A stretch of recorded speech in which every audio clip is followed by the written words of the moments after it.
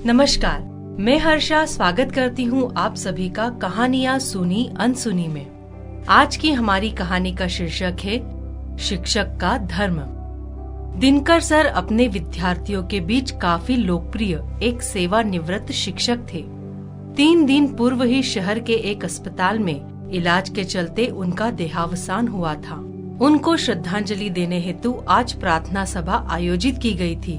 समय हो चला था, इसीलिए सभी लोग धीरे धीरे एकत्रित हो रहे थे। ठीक समय पर सभा शुरू हुई। एक एक कर उनके विद्यार्थियों ने और कुछ लोगों ने उनके व्यक्तित्व और उनके कार्य पर प्रकाश डाला। अभी सभा चल ही रही थी कि एक अनजान व्यक्ति ने प्रवेश किया और यह कहते हुए सबको चौंका दिया कि अस्पताल में दिनकर सर के बेड पर तकिए के नीचे यह लिफाफा मिला, जिस पर लिखा है कि इसे मेरी प्रार्थना सभा में ही खोला जाए। दिनकर सर की इच्छा के अनुरूप एक व्यक्ति ने लिफाफा खोला। लिफाफे में एक पत्र प्राप्त हुआ। सीधे माइक में उस पत्र का वाचन शुरू किया गया। प्रिय आत्मीय बंधुओं, जब यह पत्र पढ़ा जा रहा होगा तब तक मैं संसार से विदा हो चुका होऊंगा। मेरा यह पत्र मुख्यतः शिक्षकों से अपने जीवन के अनुभव बांटने के लिए है। अगर वे इससे कुछ प्रेरणा ले सकते हैं तो मैं अपने जीवन को धन्य समझूंगा। बात 1975 की है। एक शिक्षक के रूप में कार्य करते हुए मुझे 20 वर्ष हो चुके थे। इसी दौरान एक बार मैं अपनी धार्मिक यात्रा पर वृंदावन गया हुआ था। वहां एक संत राम सुखदास जी के सत्संग में मेरा जाना हुआ। प्रवचन समाप्त होने पर मैंने अपनी जिज्ञासा उनके सामने रखी। स्वामी जी, मुझे ईश्वर में बहुत आस्था है, परंतु मैं अपनी व्यस्तता की वजह से नियमित पूजा पाठ, कर्म कांड आदि नहीं कर पाता हूँ, और हाँ, इसमें मुझे ज्यादा रुचि भी नहीं है। अब आप ही बताइए, मैं ईश्वर की कृपा कैसे प्राप्त करूं? स्वामी जी थोड़ा देर चुप रहे। कुछ देर सोचकर उन्होंने कहा, भक्ति का अर्थ होता है सेवा। अगर हम इस दुनिया को ईश्वर का ही स्वरूप माने और सभी के प्रति सद्भावना रखते हुए सेवा भाव से अच्छे कर्म करें तो यह भी ईश्वर की ही भक्ति हुई। कुछ देर मौन रहकर स्वामी जी ने मुझसे पूछा, अच्छा ये बताइए कि आप क्या करते हो? मैंने कहा, मैं एक शिक्षक हूँ। तब स्वामी जी ने मुझसे पूछा, आपको अपना ये कार्य कैसा लगता है? तो मैं बोला, बहुत अच्छा लगता है। बच्चों के बीच रहना और उन्हें पढ़ाना, इससे मुझे आनंद प्राप्त होता है। तो स्वामी जी बोले, बस तो अपने इसी कार्य को ईश्वर की भक्ति मान लो। देखा जाए तो शिक्षक का विद्यार्थी के प्रति, व्यापारी का ग्राहक के प्रति, डॉक्टर का मरीज के प्रति, नेता का जनता के प्रति यदि सेवा का भाव मन में जागृत हो जाए तो यही यथार्थ भक्ति हुई। स्वामी जी से ज्ञान लेकर हम 2-3 दिन बाद अपने गांव लौट आए। छुट्टियों के बाद एक बार फिर मैं अपने स्कूल में था। स्वामी जी की बातें सुनने के बाद अब तो बच्चों को पढ़ाने में मुझे और भी आनंद आने लगा। हालांकि जल्द ही मुझे एहसास हो गया कि ईश्वर के प्रतीक चिन्ह मूर्तियों की पूजा करना तो फिर भी आसान है। कभी भी स्नान करा दो, कुछ भी भोग लगा दो, स्तुति करो तो ठीक, ना करो तो ठीक। उनकी तरफ से कोई प्रतिक्रिया नहीं होती, कोई नखरे नहीं होते। पर ये बच्चे, उफ, इनकी चंचलता, शरारतें, जिज्ञासाओं से भरा मन, कितनी कठिन है इनकी भक्ति। स्कूल में सभी प्रकार के बच्चे होते हैं, कुछ बहुत होशियार, कुछ मंदबुद्धि, कुछ आज्ञाकारी तो कुछ उद्दंड। ऐसा लगता था जैसे ईश्वर इन बच्चों के माध्यम से मेरे धैर्य, सहनशीलता की परीक्षा ले रहा हो। इन सब बच्चों में मेरी ही कक्षा 8वीं का एक लड़का विजय ऐसा था जो बहुत ज्यादा समस्या मूलक था। उसका व्यवहार एक अत्यंत आवारा, बिगड़ेल बच्चों की तरह था।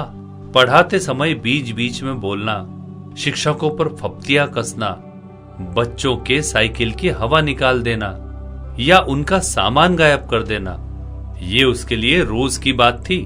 और इन सब में वह अकेला नहीं था, उसकी पूरी टोली थी। उसकी इन हरकतों से कभी कभी इतना गुस्सा आ जाता था कि मैं उसकी जोरदार पिटाई कर देता था। यह सब मेरे बस के बाहर की चीज थी। समय इसी तरह निकल रहा था कि एक दिन सूचना मिली कि विजय का भयंकर एक्सीडेंट हो गया है और उसके दोनों पैर फ्रैक्चर हो गए हैं। ये सुनकर दुख तो हुआ, परंतु हम सबके लिए ये राहत की बात थी कि वह महीने 2 महीने स्कूल नहीं आएगा। इस घटना को अभी सप्ताह भर ही हुआ था कि मुझे महसूस हुआ कि शायद मेरे विचार और भाव गलत दिशा में जा रहे हैं। हकीकत तो ये थी कि मेरी भक्ति एक कठिन परीक्षा के दौर से गुजर रही थी। विजय जैसे अपराधी प्रवृत्ति के बच्चों में प्रेम और संवेदनाओं का अभाव होता है, लेकिन संवेदनाओं को तो संवेदनाएं देकर ही जागृत किया जा सकता है। अतः मैंने स्कूल समाप्त होने के बाद विजय को उसके ही घर पर जाकर पढ़ाने का निर्णय लिया। मुझे अपने घर देखकर विजय चौंक गया। मैंने उसे लेटे रहने का इशारा किया और एक्सीडेंट के बारे में सामान्य जानकारी प्राप्त की। परीक्षा नजदीक होने के कारण उसके लिए यह समय बहुत महत्वपूर्ण था, अतः उसे पढ़ाने का सिलसिला शुरू हुआ। विजय को मुझसे संवेदनापूर्ण व्यवहार की उम्मीद नहीं थी, इसलिए उसे कहीं न कहीं अपराध बोध हो रहा था। धीरे धीरे उसे पढ़ने में मजा आने लगा। मैंने महसूस किया कि वह पढ़ाई में बहुत अच्छा था। उसकी याददाश्त भी बहुत तेज थी। मैं उसे गणित, विज्ञान और अंग्रेजी पढ़ाता और बाकी विषयों के नोट्स अपने साथी शिक्षकों से लेकर उसे देता। 8वीं बोर्ड की परीक्षा थी और परीक्षा के ठीक पहले वह स्वस्थ हो गया था। उसने परीक्षा अच्छे से दी और वो 73% अंकों से पास हुआ। ग्रीष्म अवकाश के तुरंत बाद मेरा ट्रांसफर अन्य जगह हो गया। समय धीरे धीरे निकलता गया। मेरी भक्ति जारी रही। कई विद्यार्थी मेरे जीवन में आए। उनकी उच्च प्रतिभा में मैंने ईश्वर के दिव्य दर्शन किए और एक दिन मेरे सेवानिवृत्त होते ही इस आनंदमय यात्रा पर विराम लगा। सेवानिवृत्ति के लगभग 10 वर्ष बाद और इस पत्र को लिखने के 8 दिन पहले अचानक मेरा ब्लड प्रेशर बहुत बढ़ गया और मैं बेहोश हो गया। जब होश आया तो मैंने स्वयं को शहर के बड़े अस्पताल के आईसीयू वार्ड में बिस्तर पर पाया। एक नर्स से मैंने पूछा, मुझे क्या हुआ है? नर्स ने कहा, कुछ ही देर में डॉक्टर राउंड पर आने वाले हैं, वो ही बताएंगे। करीब 15 मिनट बाद डॉक्टर एक नर्स के साथ मेरे बेड पर आए। डॉक्टर ने मेरी फाइल ली, कुछ पढ़ा और मुझे गौर से देखकर आश्चर्यचकित होकर कहा, सर आप यहाँ? हाँ, पर क्या आप मुझे पहचानते हैं? मैंने डॉक्टर से पूछा। हाँ, पर शायद आपने मुझे नहीं पहचाना। बिल्कुल सही, मैंने आपको नहीं पहचाना। तब डॉक्टर ने कहा, मैं विजय जिसे आपने 8वीं कक्षा में पढ़ाया था। डॉक्टर ने मेरे चरण स्पर्श करते हुए कहा, अरे हाँ, तुम तो विजय हो, परंतु इस अस्पताल में क्या कर रहे हो? सर, मैं यहाँ पर हार्ट सर्जन हूँ और मेरी किस्मत बदलने वाले कोई और नहीं बल्कि आप ही हैं। कुसंगति में पड़कर मेरा भविष्य तो अंधकारमय हो चला था, परंतु आपके प्रेम और संवेदनाओं ने मेरा जीवन ही बदल दिया। मुझे आपसे ही आत्मविश्वास मिला, मेरी पढ़ने में रुचि बढ़ी और मैं यहाँ तक आ पहुँचा। तब मैंने कहा, अरे वाह, तुमने तो मुझे खुश कर दिया। विजय मेरी फाइल देख रहा था और अचानक उसका चेहरा गंभीर हो गया। मुझे क्या हुआ है विजय?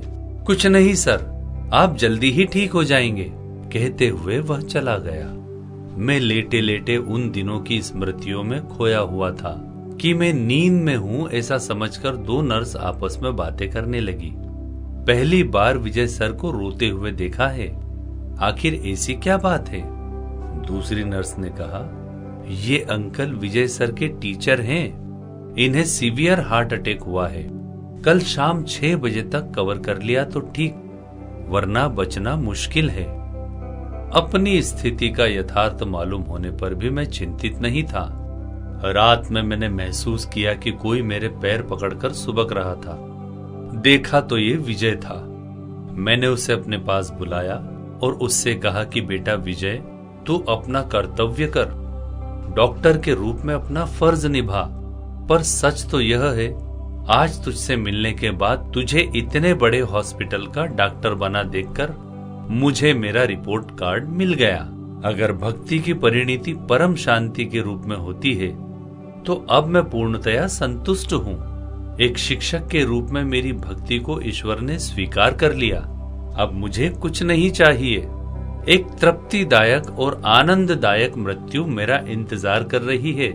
मैं चला भी गया तो मेरे जाने का शोक मत करना। एक डॉक्टर के रूप में दुखियों की सेवा करना। मुझे कब नींद लग गई पता ही नहीं चला। सुबह खिड़की से मैंने अंतिम बार सूर्य के दर्शन किए। शायद सूर्यास्त न देख पाऊं। शाम 6 बजने में लगभग 3 घंटे बाकी हैं और मैं यह पत्र लिख रहा हूं। मेरा यह पत्र इस बात की गवाही देने के लिए है कि सच्चे भाव से की गई सेवा कभी व्यर्थ नहीं जाती। मेरा शिक्षक साथियों से यही कहना है कि किस हीनता में जी रहे हो तुम। अपना महत्व समझो। अरे डॉक्टर, इंजीनियर, कलेक्टर, मंत्री, संतरी, ये सब तुम्हारे ही तो बनाए हुए हैं। तुम ही तो शिल्पकार हो इन सब के। अपने गौरव को पहचानो, उत्तरदायित्व को समझो। राष्ट्र के निर्माता हो तुम, कोई मामूली इंसान नहीं हो तुम। वो देखो छुट्टियां खत्म होने वाली है। वो देखो स्कूल का गेट खुलने वाला है। शिक्षा के पवित्र स्थान को बुहार लिया या नहीं तुमने? पूजा की थाल सजाई कि नहीं अब तक? तुम्हारा ईश्वर, अल्लाह, जीसस, वाहेगुरु बस प्रवेश करने ही वाला है। अच्छा, अब अलविदा, अलविदा, अलविदा। पत्र का वाचन समाप्त हुआ। कुछ देर तक सभी खामोश रहे। अचानक सभी को ऐसा महसूस हुआ कि जैसे दिनकर सर कहीं गए नहीं हैं, यही हैं, जीवित हैं हम सबके भीतर एक प्रेरणा बनकर। निश्चित ही आपको हमारी आज की कहानी पसंद आई होगी। तो मिलते हैं अगली कहानी में। तब तक के लिए मैं हर्षा आप सभी से विदा लेती हूँ।